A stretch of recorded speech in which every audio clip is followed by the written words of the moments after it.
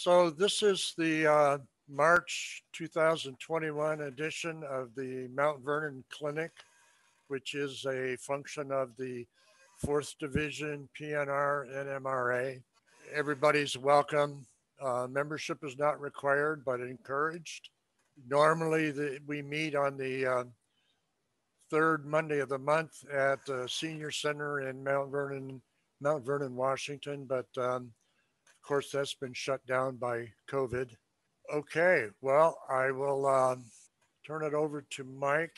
What we were doing over here after I moved away from Mount Vernon is putting together a little layout with the background on it being that I wanted to recreate some of my family history. We have strong family history in Southern Oregon area, and there is no railroad there along the Applegate River.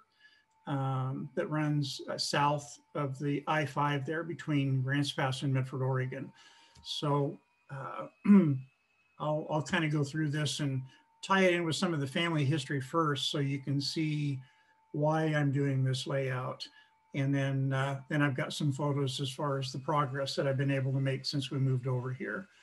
And when we're done, why I would certainly be open to hearing, comments, concerns, or questions or whatever, because I'm still learning and I have a long ways to go. And I've picked up so many tips and ideas from so many folks there in the Mount Vernon area that have helped me along the way. So we'll go through this and see what we got.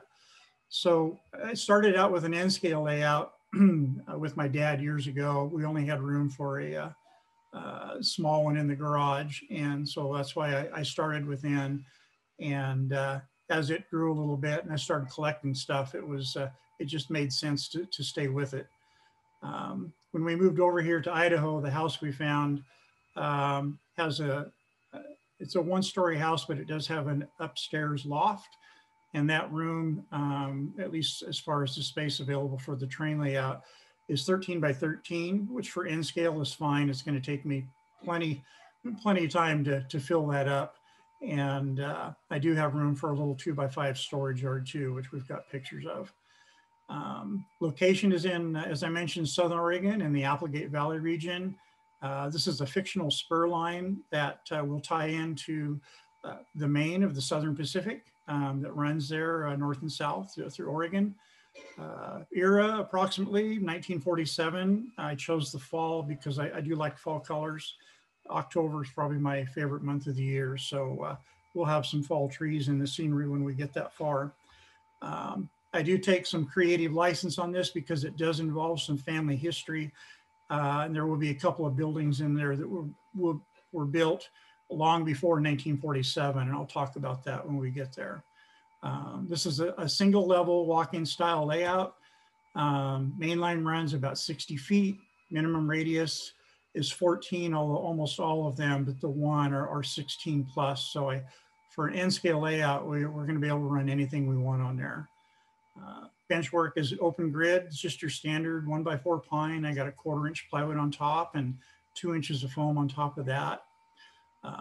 Railway height is at 42 inches.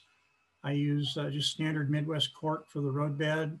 Track is Atlas, both code 55 and 80.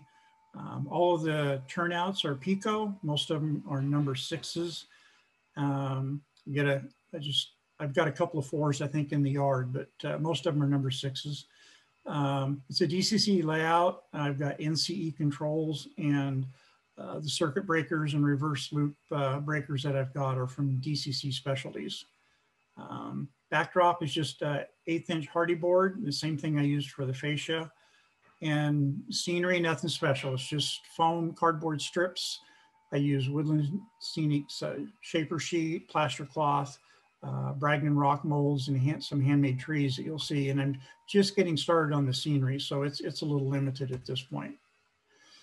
So the goal is in the space provided is to design and build and have virtually complete in 5 years. A mid-sized layout focusing on our family history in Southern Oregon.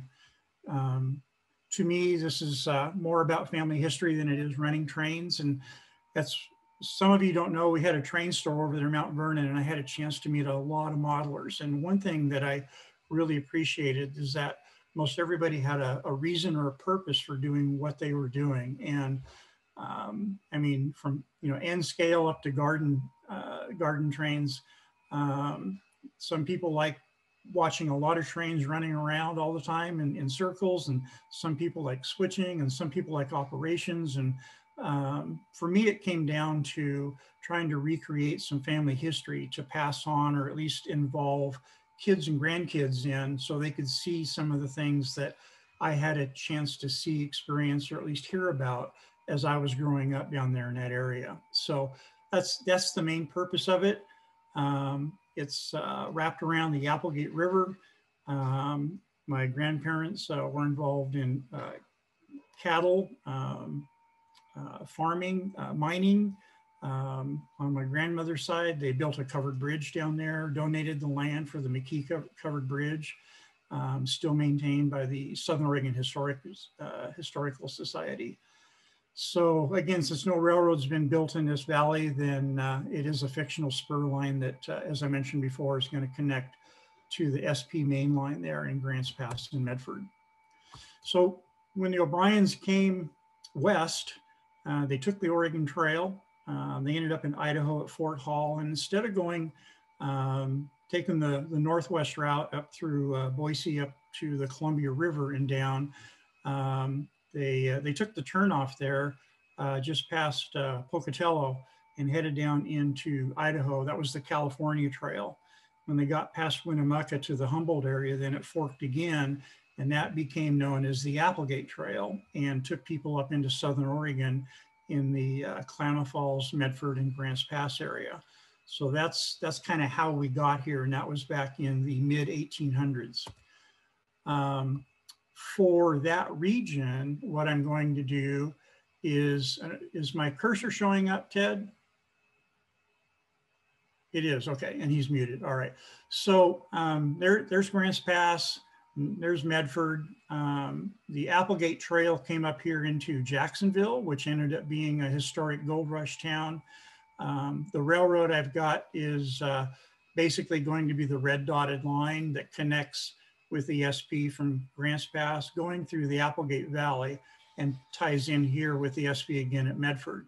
This is where the O'Briens, McKees, and some other family settled in the Applegate Valley. That's where the old homestead was.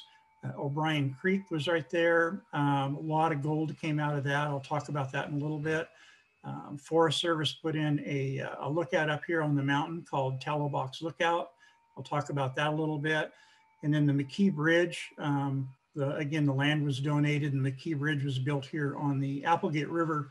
And the purpose of the bridge was to help get supplies from the Medford-Jacksonville area to the copper mines down here right on the border of Southern Oregon and Northern California. They didn't have an easy way to get there, and once that bridge was built, it made easy access to get supplies into the copper mines that were in this area. So OB&F Railroad just stands for O'Brien and Family. I'll talk more about that a little bit later. And then there is a small town down here called O'Brien, and we'll talk about that a little bit because that was named after my great-great-grandfather. So when great-great-grandpa John came across on the Oregon Trail to raise money to buy the ranch, or the land to create the ranch, he started in Grants Pass, and he ran not a stage line, but a freight line. And that freight line ran from Grants Pass to Crescent City.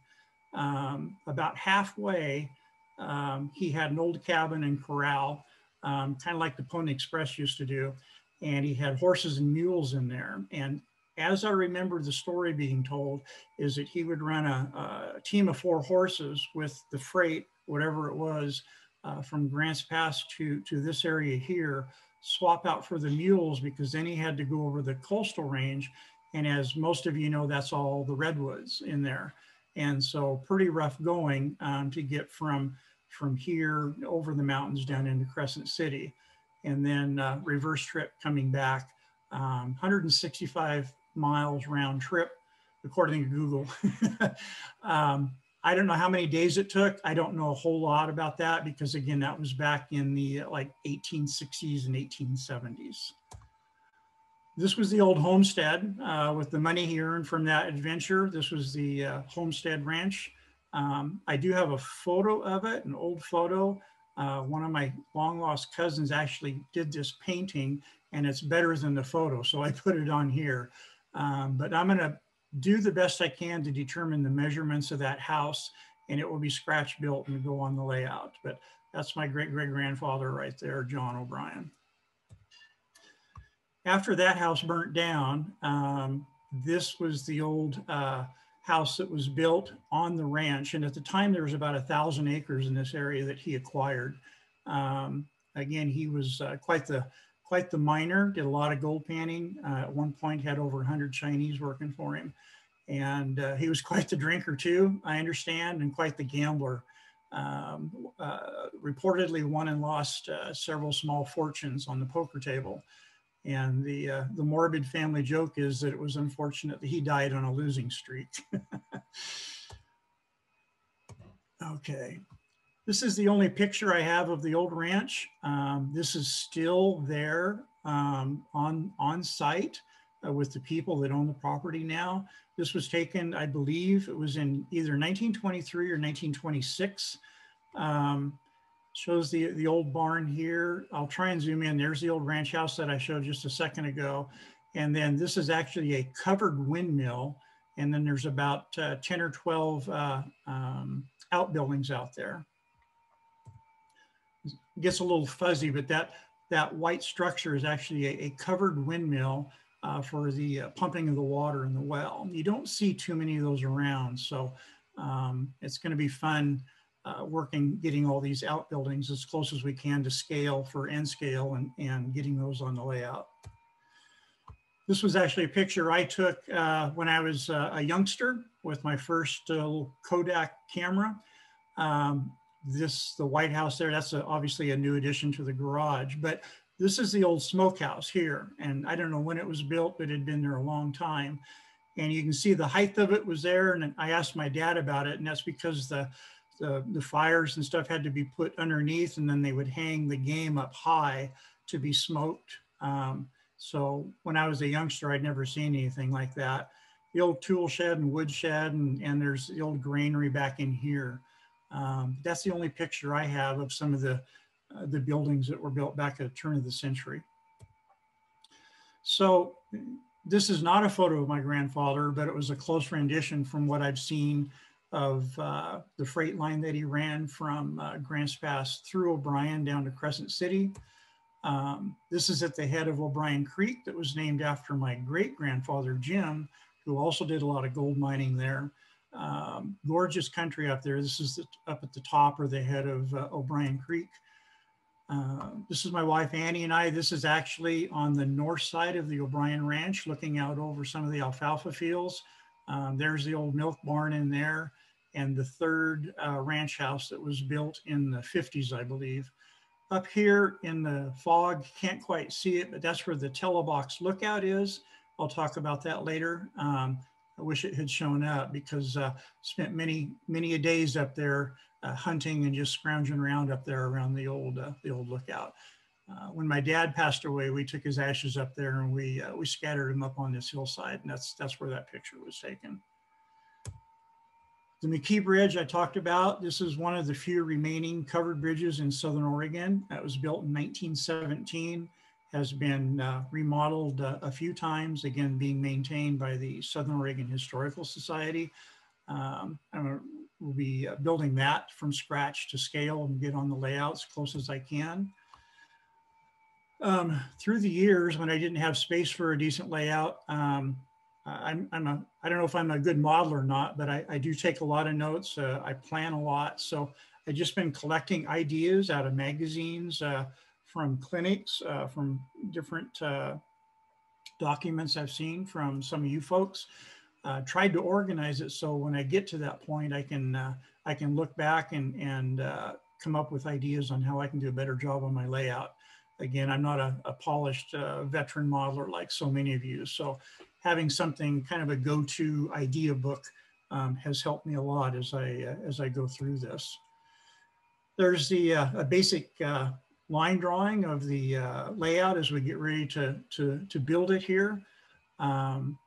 Basically, it's a single main line. It's a working layout.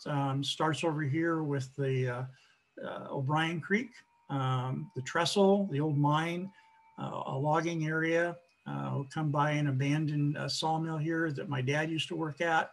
This whole section in the top left-hand corner is going to be the reconstruction of the O'Brien Ranch, the Mckee Bridge, and then the railroad comes through and forks through the old gold rush town of Jacksonville. It'll come around to be a large mill right here for the lumber, and then I have a small dead-end storage yard here for freight cars, log cars, etc. So again, it's walk-in style, one level, pretty simple. I wanted something that I could do. I'm over here in North Idaho all by myself. Couldn't get any of you guys to come with me.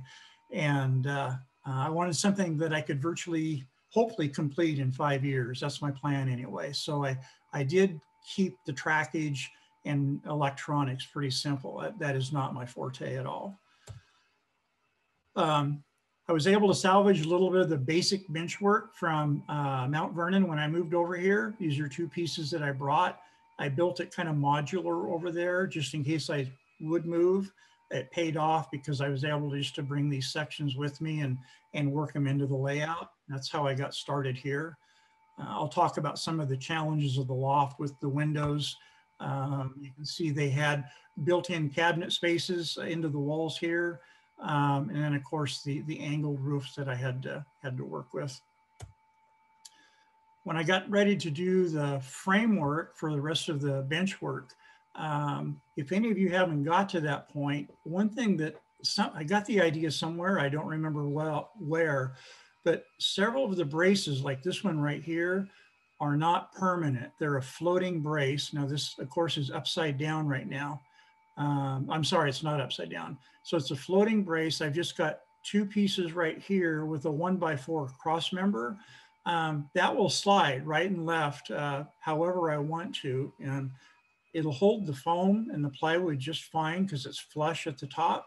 But if you ever need to move it an inch or 2 for like a tortoise switch machine or wiring coming down, it gives you that flexibility. And I've got several of those, especially over in the yard areas. So you never have to worry about a cross member, being in your way. It gives you some flexibility. That paid out to be a good little tip that somebody somewhere gave me. I did put leg levelers on the post, just 2x2s. I did put them on blocks on the carpet, so they get a firmer bite, I guess, from the legs, and the carpet, it will indent, and over time, and pretty soon your layout's going to maybe be a little out of level. So the combination of those 2 things helped pay off, I think. This is the sketch for the most difficult piece I had. This is a bird's eye view of the where the trestle is going to go, the Telobox Lookout, and this is a mountain area with a 16-inch radius curve. Because I don't have any elevation in my trackage, it's flat all the way through. I didn't want a flat looking layout, so I've got a lot of undulations, hills, terrains, and I wanted to go down right here. So I had to make sure I had room to, with the framework to do that. And when I get to that point, I'll show you where this paid off. But doing this diagram really helped me pull off something that for me was kind of a challenge. There's the bench work that I made from the drawing. And there's the 3rd piece with the plywood for the loop coming out. A little bit later on, I'll show you this is going to get cut off, and there's nothing underneath it right there because I need to dip down to create a gully or a place underneath the trestle. Just more bench work on the other side of the room. Nothing special about that. Again, 1x4. There's the foam going on. All the stuff and junk I have in the doors underneath. Here I'm building the bench work for the storage yard. again, these, whoop, go back. So these two braces right here are floating braces. So no matter if I have to move those to make room for like a tortoise switch machine or something, I'll be able to do that. 2 inches of foam all the way around.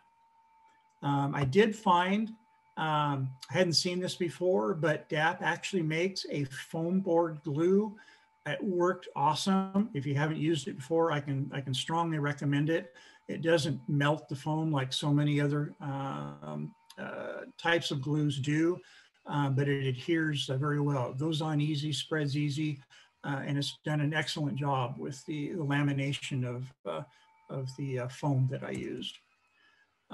Again, the leg levelers paid off. I got the whole thing perfectly level, even with a digital scale there, or digital level. It was really easy just to adjust those all the way through the layout, make sure we got at least a good start to keeping the track level on the way we're in the room. For the backdrop and the peninsula, one of the minor challenges I had, again, was these built-in little storage cabinets. With the trim work on, they extruded out about 3/4 of an inch. So I couldn't put the backdrop right flush up against the wall. So I had to run these, put these runners in here to help accommodate that.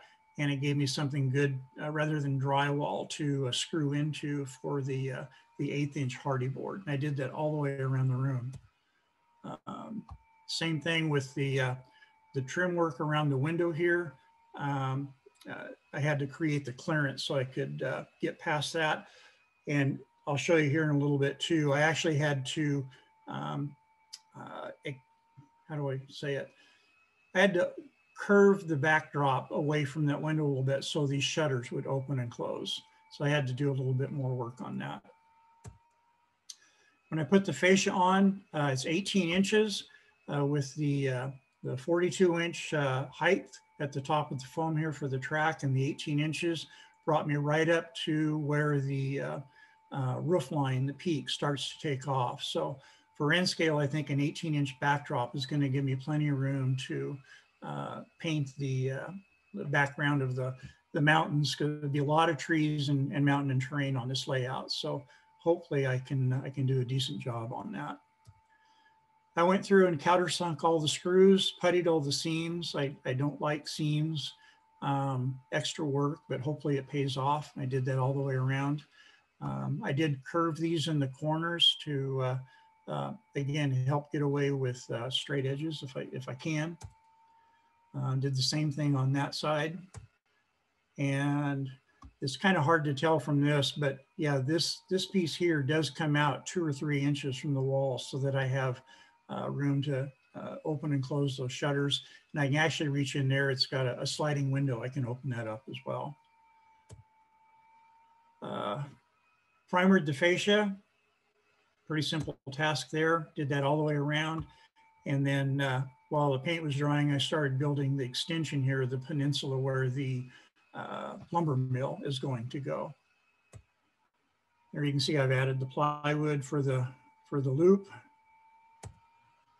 Did manage to build a small workbench area. It doesn't look that neat anymore, but it's like 2 by 5, and it gives me a place to work on small pieces that I have going on. When I got into the track laying and the electronics, shout out to a few people, to Ted Becker and Tom Buckingham and the late great Roger Johnson had helped me with the diagrams and whatnot over here, because again, I don't understand electronics very well at all. I've been upfront about that for years. So I really appreciate the help, and gave me a good diagram. It's always visible, easy to see. And then, like I said, I'm pretty anal about timelines, tasks, and goals. And this was the first part here for the first 6 months of the project to keep me focused and keep me on track, and hopefully get this thing close to being completed here in 5 years. This is just the blocks or districts that were broken out, 4 different ones. 2 of them just had standard circuit breakers on, and 2 have circuit breakers for the reverse loops. Just a pencil drawing, same thing, shows the different block colors. I've got the bus wires all color coded underneath so I can keep track. On my desk, you can see working on there, and kind of risky for somebody who's not very good with electronics to have a football game going on at the same time, but it did turn out. My team won that game, and I didn't have any shorts in the electronics. There's the finished power coming in, working its way through the circuit breakers and back out again to the bus lines. One little tip, I think it was from Roger Johnson. Where'd my cursor go? Here it is. Attaching these to a board, he says, buy yourself just a 1/4 inch neoprene spacer and put in there, and it keeps everything open in the back, keeps things from getting damaged, gives you a good space back there. And it was just a little tip that helped pay off. The wiring, for those of you who don't know, I've got pretty bad arthritis in my back. I'm as stiff as a board, and it's very, very difficult for me to crawl underneath a layout. So I tried to keep things simple. I went with the suitcase connectors. I think it was Tom Buckingham had told me about them, and I'm glad he did. They seem to work fine, and they went in really easy. So again, the blue bus line, the ground line, and then the leads coming down from the yard. And for somebody with a really stiff and bad back, it just made it easy for me to get in there and get things connected. So I didn't have to do any soldering. As I mentioned before, I'm not one much for straight lines. So along the straight edges of the benchwork, I started adding some bends to it. These are just little spacers for the fascia to attach to. You can see here, so I've got a bend here and gets rid of a lot of the straight lines. Just personal preference, but allows me when I'm running, if I do run the track along the edge, why I can have some modest, curves and stuff as they wiggle through the trees and along the river there. I did the same thing on the peninsula. There's a side view. It worked pretty good. And that 1/8 inch hardy board works really well for bending around, at least these were 16, 18 inch radiuses. There's a picture there. So what I did is I set it on there, put in a few temporary screws, and then I think on this one, you can just barely see, I go on the inside and I mark where I'm going to cut those. So I would set it in place in a temporary position, mark on the inside where I want to cut the terrain features like we did here. And there's going to be a tunnel right there. So I needed some height to get the ridge over the top of it. But that worked out really well. Just 3 or 4 screws, put in the piece, and then take it out in the shop and used a saber saw and cut it to shape. And there you can see it's been cut, and I'm working on the next two. And I just started at the storage yard and worked my way around the layout and wound myself all the way around here to the Telobox mountain area. Painting the backdrops, I just went with 2 tones of blue and some white, and just tried to blend them together the best I could. I did that all the way around.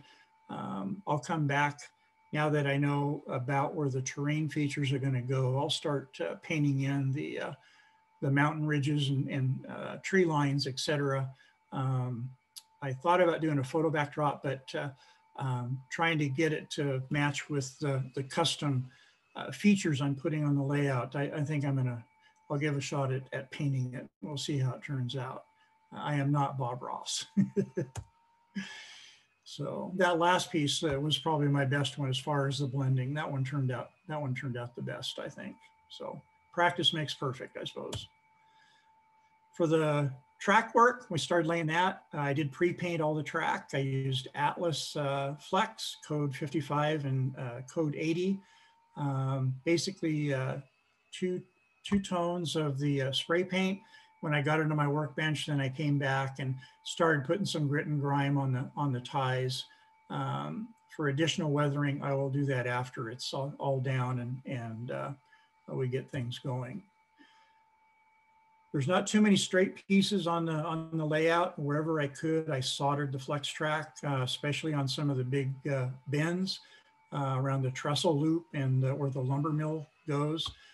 This one I did not, I think this was the first piece, but I didn't stagger the gaps as much as I probably should have, but I did solder these together before I put them down, and they actually turned out real nice. I was real pleased with, I got no elbow whatsoever in there. I've run every car and locomotive that I've got through these things, and they just, unfortunate, they turned out really, really smooth and nice. I shouldn't have any derailment problems on any of these. This is the Trestle Loop. I kept a radius point here, which paid off for a lot of good reasons for getting the cork and the track lint laid down. Real nice 16-inch radius. It's very smooth and consistent all the way around. And then it helped out a lot too, which we'll see in a minute when I was doing the trestle that goes over here in this area. Just some more track work, getting it down. Some of it's temporary. This is where the big lumber mill is going to go. So just trying to make sure I had all the turnouts that I needed. This is a scale plans from the kit. I think it's called Long Valley Lumber Mill, with your outgoing storage lines here. There'll be a pond in this area. I did, where this curves around, I did create a straight piece here for the log dump. But basically that inner line there off the main line is just for the log cars coming in to dump off logs at the mill. This was a diorama that I built a couple of years ago, actually, over there in Mt Vernon, and it turned out pretty good. Everything was scratch built on this. I didn't want to throw it away, so I wanted to find a spot to put it on the layout, and I was able to incorporate here. This is actually the imaginary spur line that I'm running off of here. This ties into it, and then this line will actually go through the diorama, back through this cavity here and into the wall in a tunnel. And basically that's my version of the line that ties in with the main line or Southern Pacific and Grants Pass. So that worked out really well. And all of this is going to tie in with the other pieces and scenery that I have in this section of the layout. There's the storage yard after I got it done. Again, thanks to Ted with the electronics, everything worked right off the first shot. There's only 5 feet dead end, but I've got a place for incoming train to come in, drop off 4 or 5 cars in here. The loco has an escape way out. The rest of the staging tracks here, and then I'll have a couple of tracks here for maintenance equipment, etc. And then a bypass track here for anybody that's taking outgoing trains out to the main line. Okay, now we're coming around. I got the track. This is down for the logging spur. Again, just a dead end spur. We'll have the old-fashioned log spur here with the spar pole, steam donkeys, et cetera, et cetera. I like that type of modeling, and I've already got a lot of the trees and stumps built, ready to go up in this area. Before I do any of that terrain work, I'll outline it, and then I'll come in and I'm going to paint this first 10 feet or so of the backdrop to match the pieces that I'm putting in there. There's that section minus the spur for the lumber mill, but I can see I've got a train there, and all the electronics is hooked up. I've got 3 controls, and I think that's about all. 3 people would probably max out this layout if you're in there trying to run a few trains at the same time. Just a different view. And then we're getting ready to start the terrain and scenery. So this was just kind of my inspiration piece. It was a photo I picked up out of a magazine, very close to what I wanted to create on this logging loop on the end. So I pinned that up on the wall and started working towards something similar to that. That's my rendition of it in a pencil drawing. Coming through a tunnel around the loop, we'll have some rock work back here. going into another small tunnel. That's the Telobox Lookout up at the top. And this is going to be my rendition of O'Brien Creek that they did the gold painting in, and very small, emphasis on small, some waterfalls coming down and exiting here under the trestle. So that was my vision. All right, so I pinned this up. Again, inspiration piece, my drawing, and my goal to get it all done, the plans to do it, because sometimes I get ahead of myself. Kapler lumber is where I got the end scale lumber for this. I pulled the trestle bent diagram out of a nice book. I'll show you that here in a little bit, and started doing my measurements from the layout on what I was going to need to do that. I pre-stained all of the timbers that I would need in the different sizes. They're also all pretty much scarred up with an old saw blade, small saw blade, hobby saw. So they get a little bit of wood grain texture to it. Again, in the smaller scale, it's hard to get so much detail and end, but I try anyway to do that. There's a picture. I had two pieces of plexiglass, sandwiched this photocopy of the bent in between them, and then just had some two-sided sticky tape on there. And here's a close-up on it. And then I was just able to lay the pieces of wood on top of that sticky tape, cut them and glue them into shape, and then it came off really easy. So for me, without a jig or making jigs, which I thought about, this actually worked out really well. It was fast, and everything seemed to have turned out the same size and equal in proportions. So I was fortunate to be able to come up with that. So there's the bents after they were made. When I pulled this picture to show you guys, I did notice something though, that this one right here didn't have all the cross pieces in it.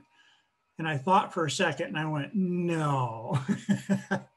And the answer is yes. I actually built the trestle with this piece and it didn't have all the cross members on it. So that is being fixed as we speak.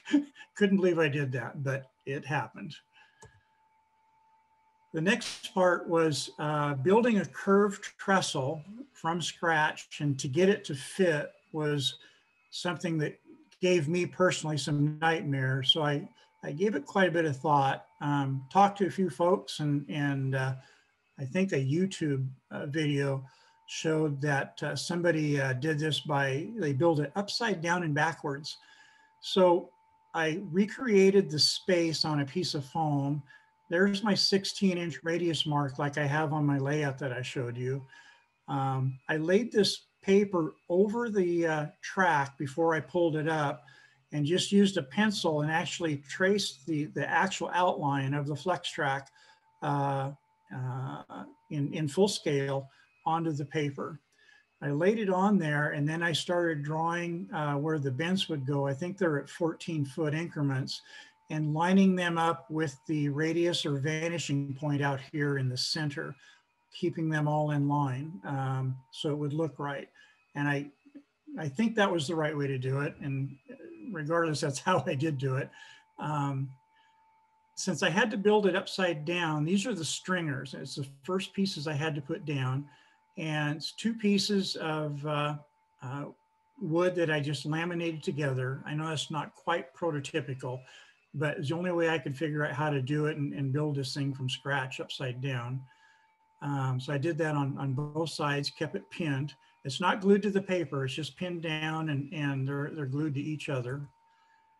Then I came back with the finished bents and I laid them over the top of the red indicator lines, lined them up with the vanishing point here. You see it start to take shape. To double check, I put my T-square in there, hooked it around the pin at the vanishing point, lined it up with the bent, and then used a small right triangle here to make sure that when they were glued, they were standing straight up and down. So at that point, I felt pretty good that things were taking shape the way they should. Here it is after it's all done with no cross members, no track. So it's a little flimsy. but I wanted to get ready to test fit it before I finalized everything. Glued it or pinned it back down to the foam and then put in all of the cross pieces. So at that point, the trestle itself is about done. Then we come to cutting out the foam and this piece of plywood and the track, and had a few nightmares about that because this flex track's on a curve, I had to get it exact, or I knew I was going to be faced with some technical challenges down the road that I didn't want to. So I spent a lot of time and consternation trying to make sure that I did it right. Here you can see I've cut out the plywood, and you can see behind it now there's nothing underneath, which, going back to the drawing that I did when I planned this, I left that purposely open. There's the one leg and there's the other leg that we have here. So far, the plan's working. I've got the open spot that I needed to create this, this valley or gully underneath the trestle. I had to add some cross pieces now down here for some bracing because the fascia is going to wrap around. And then I also had to create something here to put some support for the plaster cloth or whatever I was going to use to create that bowl underneath the trestle to form the terrain with. So that's what those pieces are. I brought a temporary piece of fascia in, wrapped it around, marked it on the back side so I'd know where to cut it. There you can see now I brought it back in and have cut it, put it into place. You can see here where I've screwed it into these cross pieces now. So the fascia is tied in with the layout. And then I've come back in and I put some chicken wire down in here to create this bowl shape. I used Woodland Scenic's shaper sheet for this. It's stronger than plaster cloth. It's got an aluminum backing. It's really easy to work with and creates a good base when you need something extra strong, which I thought I did for this section. Here it is when it's all finished with the plaster spread around. And there's a test fit now with the trestle going in there. Getting the foam to go underneath it, and these will take shape later on. But again, just getting everything to fit. So right or wrong, I built the trestle first, and I'm creating the terrain to fit the trestle rather than the other way. And since I've never done it the other way, I don't know which is best, but this one worked for me for what I was doing. I got ready to do the rock work back behind it. I used Bragdon rock molds, which I highly recommend.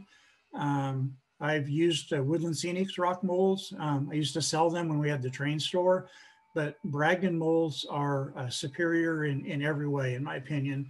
And then I just used standard plaster of Paris in those molds. And I was able to use section of a mold or the entire thing, whatever I thought I might need to create different looks. And then for the paints, I just use Woodland Scenic's pigment paints. I've used those before and they work really, really well for me. So there's one of the molds half filled just for a smaller rock mold. And when I was experimenting, because I hadn't used these before. And then here they are embedded in the back of the gully. You can start to see the detail in these rock molds come out, and they just do a really nice job. They're expensive or more than others, but if you want a nice scene that you're creating with some big rocks, I really highly recommend them. This stuff here, I just call goop. It looks pretty nasty, but I'll tell you what, it's cheap. You can make it by the gallon. And I've got the recipe. I got this from my friend, Tom Buckingham. I've used it on his layout. And there's the recipe to put it together. 1 part celluclay, 1 part vermiculite, 1 part paint, whatever color you want, 3/4 of a part of Elmer's white glue, and a shot of Lysol.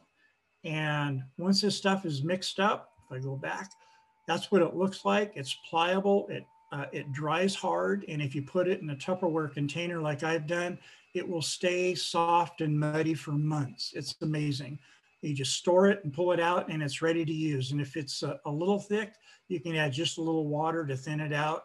And it just makes really great filler for things. So, and like I said, it's cheap, very, very cheap. So here I've started to fill in some of the areas around the trestle. I got another rock mold back here in the back and just planted a tree for size to kind of get perspective on what I was looking at. That tree actually ended up being a little big for the end scale area. We fixed that. Here I'm doing tunnel portals, pretty rough. If any of you are end scalers, you know, most people don't get down and look inside of them because the portal openings are so small you can't see very far anyway. So all I was after was something dark and not smooth, and that's just tin foil that I spray painted in black paint. Did put some rock debris on the sides, and I did ballast the track before I covered this all up. Here's kind of a side view, so you can see these rocks are just pretty vertical right now, but I'm getting ready to create the mountain. I've got to finish this tunnel portal here, and then there's another one that goes on this backside. There's tunnel number 2, tunnel number 3, and found a spot for another rock face right there. This was the fun part, trying to determine the mountain shape and mountain height.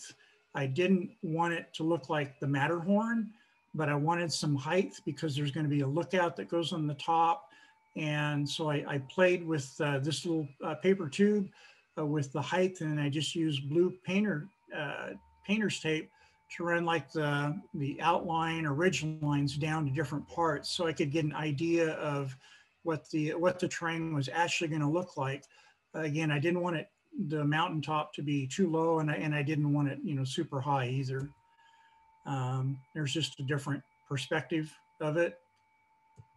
And then it looks pretty crummy, but it's all free wood scraps, cardboard scraps, hot glued together to get the base shape of the mountain. And then you just come back with your plaster cloth or shaper sheet material, and you end up with actually a pretty nice looking hill. So all that yucky stuff underneath, you never see, you don't have to worry about it. And we ended up with Telobox Mountain there. And so far, so good on that part. A change in plans. I didn't have a creek here on my original layout, but where I wanted to do it, it wasn't going to work. I had to have O'Brien Creek for family history. So I decided to put it right here on the edge of the mountain. Sorry about that.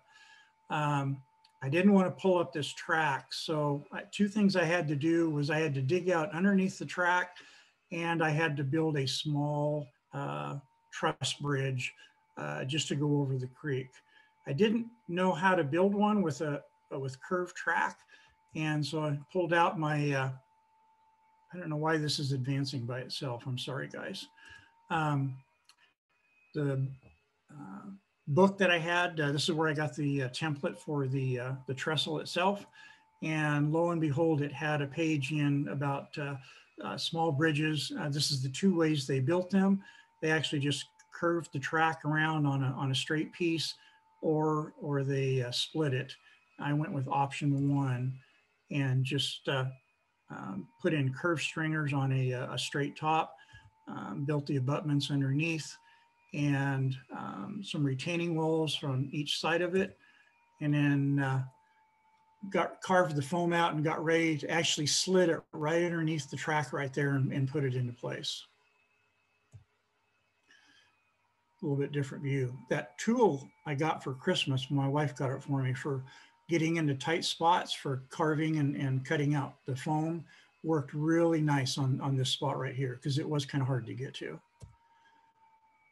I covered that creek bed with plaster cloth to seal it so that the resin wouldn't go through. I painted it a flat black.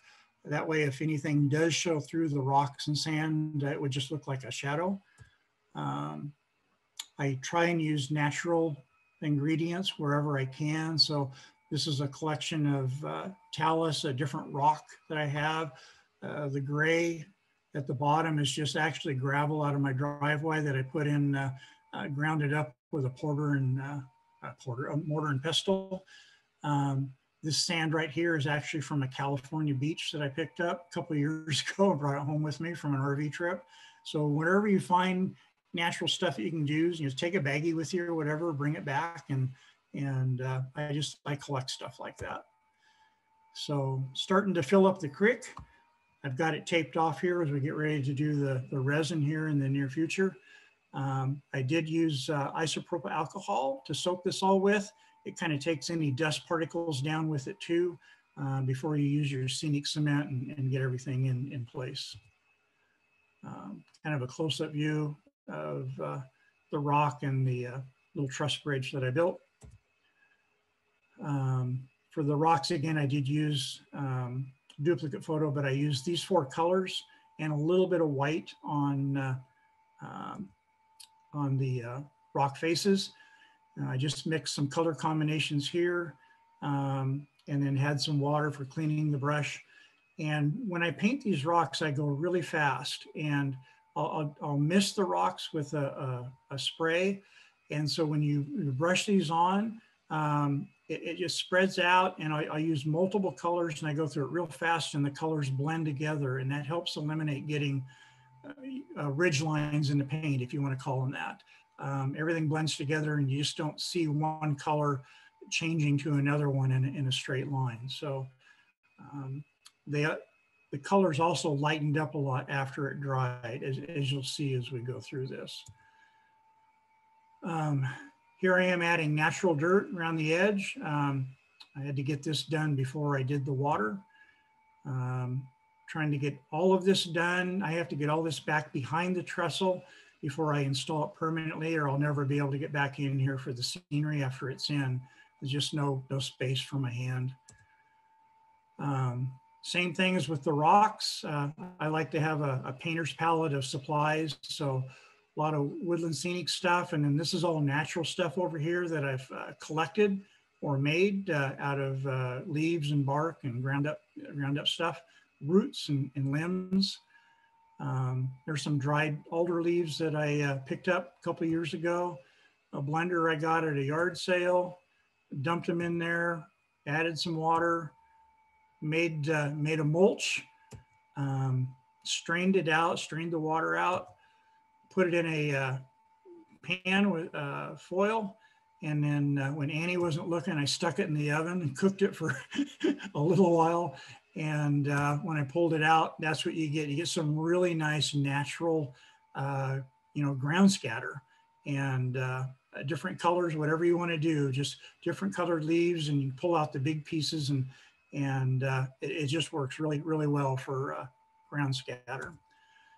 So now I get to start the scenery part, which is my favorite part of modeling. I may not be the best at it, but I have the most fun at it. So I just started here at this tunnel portal. I'm working right from left. I wanted to get this stuff down around the creek before I added the water, so I wouldn't get a lot of debris in the water itself. A little bit different angle. Here you can see I've started putting the stuff in between the rocks. This right here, I won't go back now, but I did have kind of a ugly looking spot on the rock mold that I created with some plaster, and it just didn't paint up well. And so it was a great spot to cover with some foliage, and actually looks natural, and it hid kind of a spot that wasn't very appealing. Here I've added some more trees, some more details, and now we're getting closer and closer to a finished scene on the backside. And hopefully this is a rural layout, guys, in Southern Oregon. So this is hopefully what a lot of the layout's going to look like, going all the way around to the city of Jacksonville. For the water, I used, for the creek, I used magic water, 2-part epoxy. It's a little expensive, but it does a really good job. You just mix it 50-50, and it goes in perfectly clear. I seldom get any bubbles, but you can use a little mini flamethrower or a straw and just blow in it and using carbon dioxide from your breath to eliminate any air bubbles that might be in that creek. Recommend doing it in layers. I've got 2 layers in this picture right now. I do need to add one more. but it dries faster and just allows you to get a better idea of what's going to happen. And like this right here, it does soak up on the edges. As the picture doesn't show it all, but this clump foliage here got really wet and like a wet mossy appearance. So I'll have to come back with that. I'll spray it down with some glue and I'll sprinkle some dry stuff on to get that drier look like it should look. But other than that, that magic water works really, really well. And this is something I had never done before. I mentioned earlier about doing some waterfalls, and I use that term loosely. These are very short falls, you know, 3, 4, 5, 6 feet to scale. So I just use Woodland Scenic's water effects, put it on some parchment paper, and then just did a bead, and it's just pulled it down, and it dries clear. Over here you can see I did some strips that I didn't use. I was just experimenting. I had done this 24 hours earlier, and it just dried really clear. So I started working on some small waterfall features here. And then when I just glued them onto these rocks, they actually turned out pretty good. I did have a couple that were kind of angled, and we know water goes straight up and down. So those have since been fixed. But for the small waters just coming off these ledges, it actually turned out pretty nice. Kind of see here, I went back, I touched them up with some white paint, and I don't have a more current picture than that, but that scene right there turned out halfway decent. So here now I've primered the fascia. I went against grain here a little bit. I had something coming up that wasn't planned at this stage, but as we got closer to spring, I needed to use my wife to help me out, and she's a gardener. So I went ahead, did the fascia. I painted it all flat black. I chose black because there's going to be so much green on this layout with lots of trees, forests, and whatnot. I'm used to the green fascia, and I thought it might be just too much. So I'd seen some photos of the flat black in magazines and whatnot, and I liked it. It really kind of sets off the green, I think. So at least at this stage, I'm okay with that color. And then I got my spousal support. Bless her heart, Annie found some black material, and then she started to make some drapes or curtains to go around the layout. She sewed in the pleats, and then on the outside edge here, she put a Velcro strip. In turn, while she was doing that, I was inserting the other half of the Velcro strip on the inside of the fascia. In my planning, I had made note to leave myself 2 inches of space here all the way around the layout. There's no obstructions. So this is just a continuous run of Velcro. And then you can see the curtain here. You can't see the other Velcro strip, but it just hang it and stick it, and it worked out great. So there's the curtains now. As we kind of go around the room, that's what we've accomplished on that part. So coming back to the mountain, the Telobox Lookout, although doesn't have any personal family history attached to it, it was built in 1923. All of my family did a lot of deer hunting there. You could see the lookout from the O'Brien Ranch, and I've been up there a lot. And the name Telobox was actually derived from some hunters who got some deer up there, couldn't drag them out, left the tallow hanging up somewhere in this area on top of the mountain, went back for it later, and that's how it got to be known as Telobox Mountain and Telobox Lookout. Now, this was built in 1923. From the Forest Service specs I was able to get, I found out the dimensions of this. But even more fun, kind of a fun fact, was that the rangers back then, a requirement to work in these Forest Service lookouts, A, had to be married, and B, for the approximate 6-month stint that you stayed in these things, you lived in them, your wife had to come with you. Now, this guy's only 12 by 12. There's probably 2 cots, a wood stove, certainly no running water or facilities there, with a ladder that goes up the center into the crow's nest. So I'm not sure my wife would have signed up with me if I'd have taken on that project, but I thought that was kind of interesting. And then of course they had the plywood, or probably not plywood back then, but boards for boarding up the windows in the wintertime. So four shots looking out from the lookout. Now these are current photos. To the south towards California. I'm sorry, this is south towards California.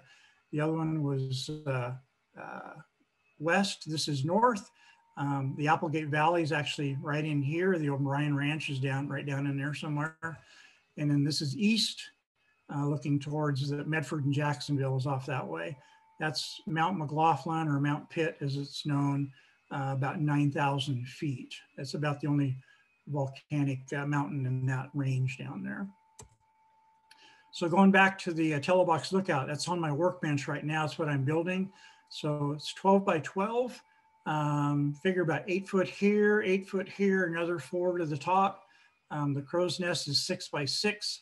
It's got 15 windows and a door, end scale. So wish me luck, because that's about a 1-inch square. Trying to build out with my fat fingers is going to be a challenge, but we'll do the best we can. That's about as far as I've got on it right now. So sitting on my bench, I've got the framework built, and anyway, however it turns out, it will go on top of the mountain. Looking ahead, oh no, I'm sorry. So my dad was born and raised on the O'Brien Ranch, 1925. And I spent a lot of my teen years out there bucking hay and farming. And when I was 16, my grandfather, who was working the ranch, needed to sell it. So when I talked to Dad about putting the ranch, the original ranch, on the layout, it's a really cool and sentimental thing for me. We sat down at the dining table for a couple of nights, and we penciled this out as close to scale as we could. And more important than the layout itself of the ranch was the stories that I got out of it from Dad. And he would talk about this or that. And had we not done this, I never would have heard of those stories. And probably the neatest one of all was, we're putting this all together. And he says, Mike, over here by this bridge across the creek, he says, you got to put an old oak tree, and it's got to have a really low limb. It's got to go on the layout. I'm going, all right, Dad. I said, an old oak tree with a low limb. I said, how do you remember something like that? And he says, well, when your horse goes under at 20 miles an hour and you don't duck, you remember that low limb. So he says, yeah, he says, you got to put that oak tree in there. So it's going down. But we got the ranch house, the garage, all the different outbuildings that were there in the 20s, 30s, and 40s. Some of them lasted longer than that. But so many stories came along with this that what I don't have a picture of right now, and I'm sorry, is that my dad scratch built probably 7 or 8 of these and got them either complete or 80% complete. He was 89 years old, wobbly fingers, poor eyesight, end scale buildings. And some of them aren't all that good, but you know, it doesn't matter. I mean, they're going on the layout because he built them, and it's part of our family history. So hopefully next year, if I get a chance to show progress, those will be up, and we'll be able to see what he did. Oh, sorry, wrong way. Okay. So the Mckee Bridge, this was one of the original photos, 1917. As I mentioned, covered bridge that was built to move freight traffic, cars and horse-drawn wagons and stuff up to the copper mines in Northern California. This is a copy of the original building permit, 1 page for 126-foot covered structure. And probably if you look down here at the bottom, I don't know if you can read it, but it says, will be finished in the most workmanlike manner. All workmanship throughout the bridge will be the very best of its kind. And everything is so generalized. They didn't have the grading system and whatnot that we have right now. And basically it just said, you know, use good people, use good materials, and do a good job, and we'll sign off on it. So that's, yeah, 1 page building permit. There's a side view of it. This obviously is after it's been remodeled. I did find out that covered bridges had windows in them, the long ones. I asked my dad why, and I believe the answer is true. It's hard to tell with my dad, but he said was a lot of horses did not like walking through a cave per se. They actually put the windows in to let light in, and so horses could see out, because some of them would not travel through that without being able to see out. So and that was the story I was told, and I'm going with it. Here's I took some pictures inside. My friend Nick Muff, I don't know if he's on tonight, but before I moved away, he says, Mikey, get me the dimensions. He says, I've got a CAD program and a laser cutter, and he says, I'll cut you some of these pieces for you to help you out. So Annie and I went down there a couple of years ago. I got all the measurements for everything inside here. And someday when I get around to that point, I'll be giving Mr. Muff a phone call to see if he can help me out. No expectations at all. While I was down there, it was the centennial. It was in 2017. The Channel 5 News reporter was out doing a story on it. Since it was a 100-year thing, they had kind of a celebration, big potluck and live music and stuff there at the park. She found out I was one of the descendants. So I ended up on the 6 o'clock news that night talking about the bridge that my great-grandfather had helped build and donated the land for. This is an old, another project I did while I was over there in Mount Vernon. Just a little diorama kit, but talking with Dad, it's almost a pure replica of the old sawmill he worked in when he was a kid. So we built it and then distressed it because it was abandoned shortly after he worked in it as a teenager. And I did that, that distressing totally on his memory, and hopefully I got it close, but that'll be going on the layout as well. Almost done here, guys. So down the road, I will have to do this is for the next 12 months. I won't get all this done, but the logging camp, I've got a lot of the outbuildings and stuff done. I just got to get the terrain work and start putting those in. The old O'Brien mine will go in that section. A little bit of family history. I actually have a tie pin that my great grandfather made. Just glued some gold nuggets from the mine, or the O'Brien Creek where he panned. So just kind of a memento from that area. The Applegate River, this will be about 8 or 9 feet of water on the layout when I get ready to do that, winding its way through that corner. Of course, we got to build the Mckee Bridge, Long Valley Lumber, and then I'll come back and probably about 35 buildings into the old town of Jacksonville. And I may call on my friend Al Carter to camp out over here for a couple of weeks and help me design that town and get those positioned, because he does a really good job with city streets and whatnot. So that's where we're at. That's where I'm at to date with the layout. Scenery started, track work's on, trains do run. And at this point, I'm going to try and show you one video to prove that the train does work.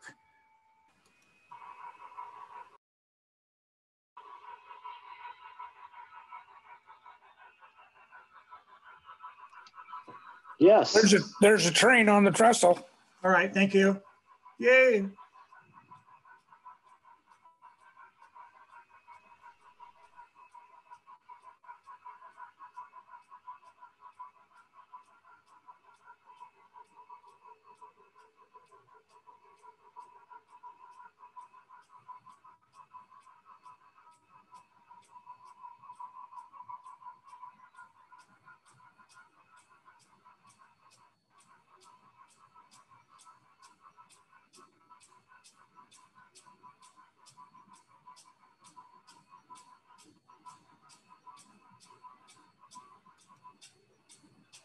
Okay, how'd we do? Good. That was great. And your whole presentation was outstanding. I really like the way that you feathered the white paint at the bottom of your backdrop. that's very realistic. Did you accomplish that with a just a can of white spray paint or airbrush? Or That was actually just latex wall paint, and I just brushed it on. I did the white first, and then the light blue in the center, the darker blue towards the top, and then I came back with a clean brush and just kind of painted at a diagonal and started blending things together. I got better as I learned. I went through, as I showed you, that last piece turned out a lot behind the yard, turned out really nice.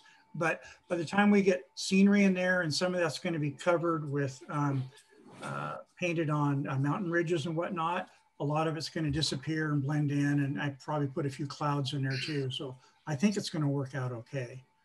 How long have you been working on that project, Mike? We moved here about 1.5 years ago. I didn't work on it hardly at all during the summer. Off and on, a couple hours here or there for, out of the 16 months we've been here, maybe half of that time or third of that time. So again, some of it I brought with me, but for the most part, it's all been done, since we moved here. Well, I'll wrap this up. This is the end of the March Mount Vernon Clinic.